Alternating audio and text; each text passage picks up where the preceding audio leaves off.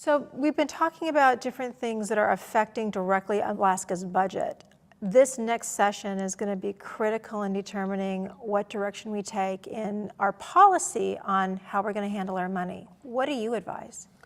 Well, Dorene, as we talked at the very beginning of this show, we have had a complete change in our state's fiscal circumstances. For the past 10 years, oil prices have been extraordinarily high.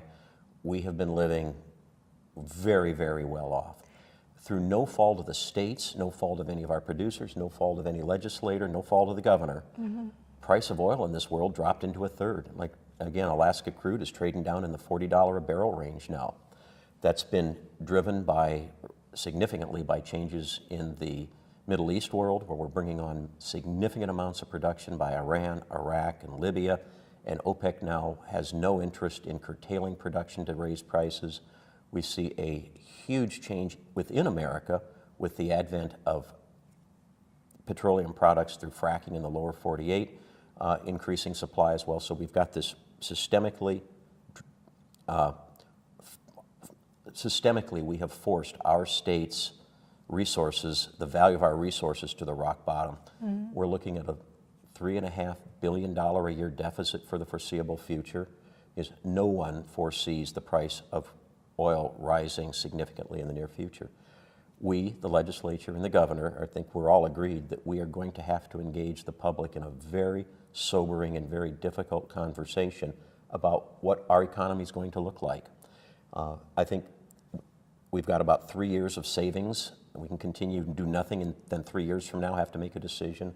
We're going to be far better off if we can get everyone to the table now, including the public, and talk about what we can do.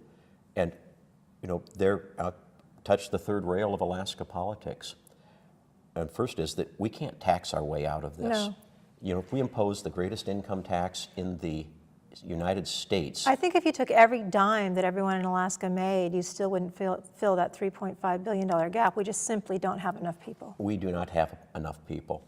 This is why Alaskans brilliantly, with great inspiration in 1976, created the Permanent Fund. We put money away. That was the purpose. The purpose was to be able to help meet the costs of government the days that we did not have enough oil and gas revenues. I believe we're at a point where those days are here. You know, even 10 years ago, we had a very difficult financial circumstance, 2000, 2002. The difference then was we were still producing 1.2 million barrels a day of oil, and the price of oil had been at $9. Right. There's a lot of room for the price to go up. When the price went up from 9 to 147, again, we did great for the last 14 years. But right now, I truly believe we have to accept that there is not that silver bullet on the horizon. We're not going to see oil prices rise through the roof again immediately. But as we design a fiscal solution, and we have to look at using some permanent fund earnings to do it, some broad-based taxes, as well as fees for services, you know, increasing the costs that people have come to expect to be free from government, but we're going to have this difficult conversation. But as we do have it, I think it's going to be very important that we design a fiscal plan, a fiscal response to this that respects that there are good days and bad days in Alaska. We are boom and bust.